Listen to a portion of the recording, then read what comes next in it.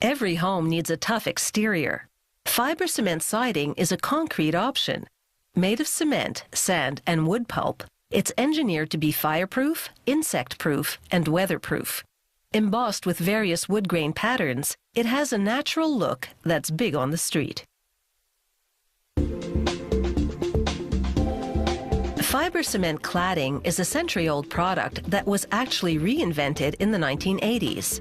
Asbestos was removed due to health concerns and replaced with wood pulp. The pulp provides the fiber that prevents cracking. Production begins with silica sand. A loader shovels it into an underground conveyor. The sand particles, which are about the size of beach sand, are about to be ground down to a fine powder. The conveyor takes the sand up to a revolving cylindrical grinder called a ball mill, so named because inside, steel balls tumble around to smash the sand particles into much smaller bits. They pipe in water to keep the dust down and eliminate the need for an exhaust system. This also liquefies the sand, making it easier to pipe it through the plant during the various stages of processing. But the sandy liquid needs to be thickened substantially, so it's into a tank to drain off much of the water. What's left is about 80% sand. The next ingredient is wood pulp, which gives the cement siding bending strength. Without it, the fiber cement siding would be brittle and crack easily. They add water and stir to soften and liquefy the pulp so it can be easily pumped around the factory for processing. At the end of the mixing, the pulp looks like thick oatmeal. Next, they lower cylindrical sieves into position. But first, they blend together the liquefied sand, cement, and pulp, along with some additives, creating a fiber cement slurry. They pipe the cement slurry into a trough beneath the sieves. As the sieves rotate through the slurry, residual water drains through the mesh walls, leaving a fiber cement film on the surface. The film transfers to a felt belt moving overhead.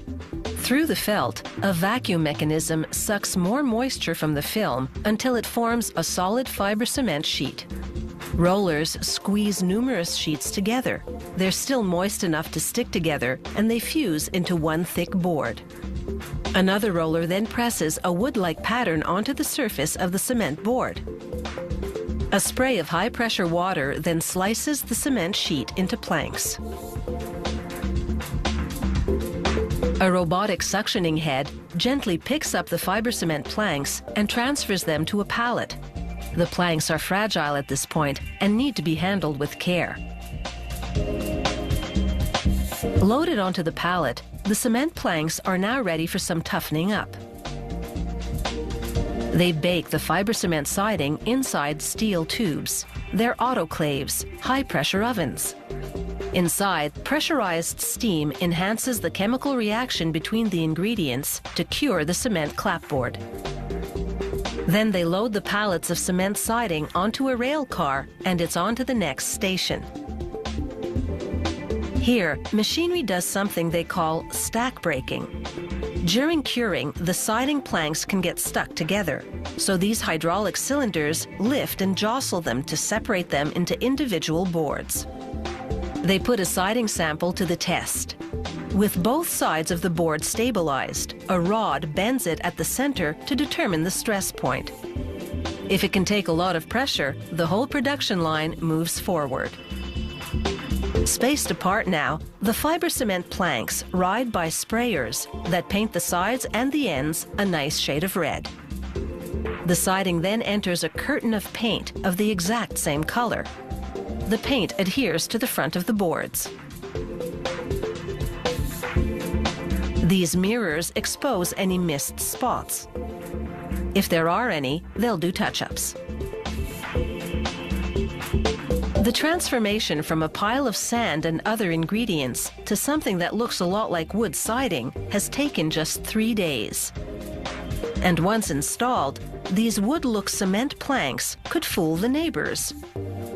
After all, it's all about putting up a good facade.